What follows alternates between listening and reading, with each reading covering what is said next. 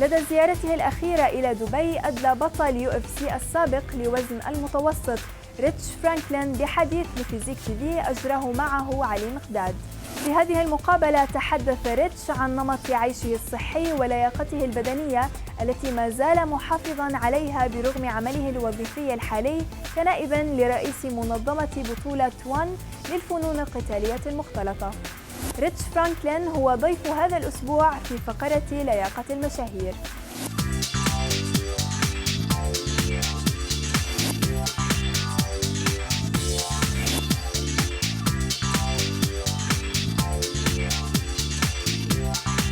Ali Maqdad here with Celebrity Fit, and today's special guest is Rich Franklin, the former UFC middleweight champion and now the vice president of One Championship. And Rich, I gotta ask you, you always staying fit. I've been on tour with you a lot for all of last year, I think, and I always watch you eat these eggs, like 4 egg whites, and then you go on to eat salad. You live a pretty healthy life. Talk to me about your diet and your regimen.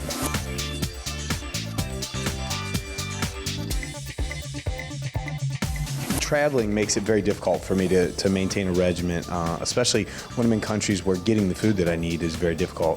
I keep my nutrition very, very strict, 6.5 days a week basically, but then when I decide that I want to do some junk, like I let myself go. So you have a cheat meal? I do have a cheat meal, and in my cheat meal, like for me, basically nothing is off limits. Like I'm a pizza and burgers kind of guy, the greasier the better kind of thing. But I make sure that if I'm going to do that the rest of my week is like spot on strict.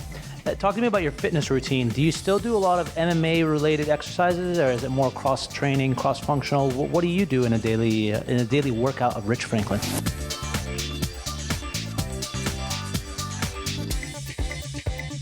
It's something that I'm passionate about. I would much rather go to the gym and spar for 60 minutes than get on a treadmill for 30.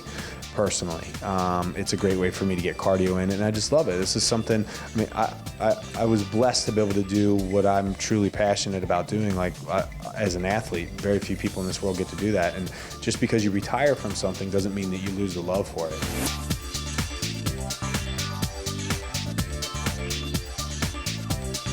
I mean, for the people that don't know, you used to be a teacher, right? Yeah, actually, I taught high school math. Wow. What's that big transition from math to jumping into the cage? Actually, yeah, it was easier. Teaching high school math is a very difficult thing to do.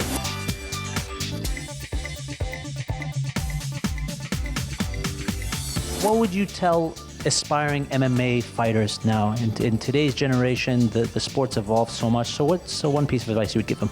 Best piece of advice I can give to young fighters is one, man, like things don't happen overnight. And especially in this modern day that we live in, like we live in a society of instant gratification. You know, I don't, for example, I don't have to write a letter and mail it and wait for 4 weeks until I get a response. Like I can send you a text and get a response right away. And that's the mentality of people in this modern society. Things don't happen overnight. You have to put hard work into it. And if you're not willing to do that, like you're not going to get anywhere. And the second piece of advice that I always give young fighters, because they're young and hungry and they're willing to do pretty much anything, you know, yeah. I'll fight anybody, anytime, anywhere. And it's like, you know what? Treat this like a business and make smart business decisions. That's how you end up having a 10 or 12-year career in this industry. Hey, I'm Rich Franklin, Physique TV. Be your best.